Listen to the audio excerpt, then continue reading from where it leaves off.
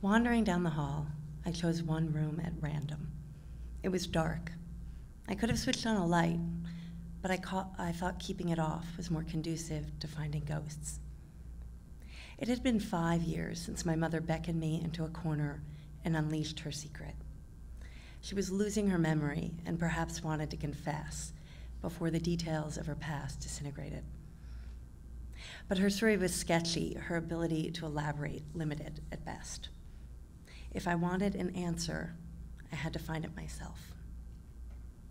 So I spent all this time searching, rifling through the pockets of the past I had never known existed.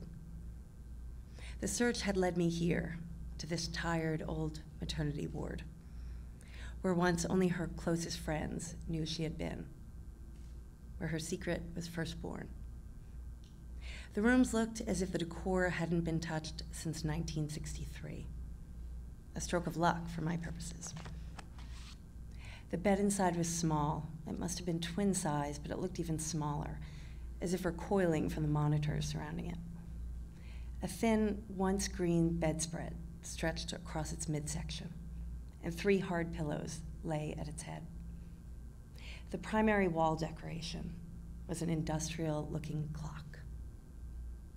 An architect had made a valiant effort to provide joy, or at least solace here. A large window had been carved out next to the bed. But at some point, hospital officials decided to add standardized metal awnings to each window. The effect was to block out the view of the sky.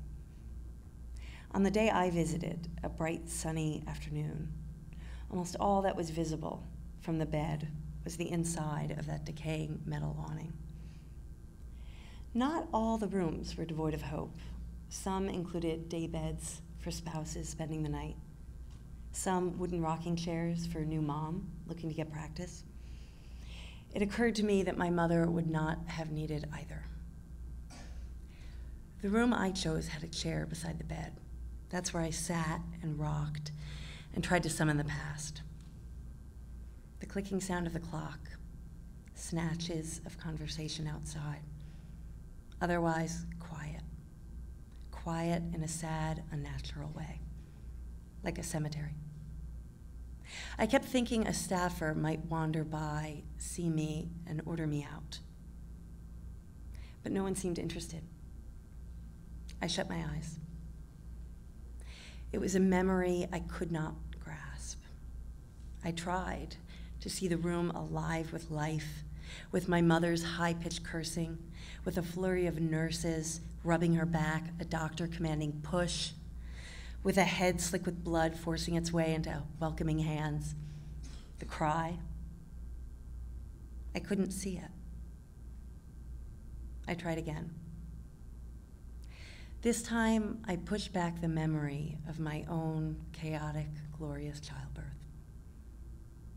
I tried to imagine more realistically the era in which my mother delivered this baby. She would have been drugged, her mind hazy, while her body convulsed. A male doctor, overworked by the demands of this crowded hospital, might have just learned her name. He wouldn't have spoken directly to her. Beside him would have been one nurse, starched and serious. They would not have paid much attention to the conked-out vessel before them, the one who had gotten herself knocked up. Her chart would have been stamped in indelible black ink, adoption. The baby would have come into the grip of hands that swooped him out of the room before his unfit mother came to. Hours later, my mother would have become aware of the clock's ticking, the scratchy bedspread, the stench of ammonia, her weak arms and legs swollen, her flaccid belly used. She would lie in that bed for hours more, staring toward that skyless window. I opened my eyes. I felt empty. Her best friend had told me she had visited my mother the day she was discharged.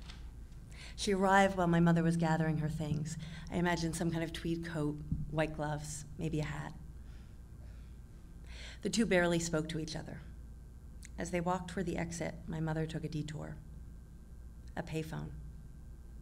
While her friend stood outside the booth, my mother called the man who thought he was the father. She told him the child had been a boy. A boy. A boy might have made a difference. She asked one last time if they might keep the baby and raise him together.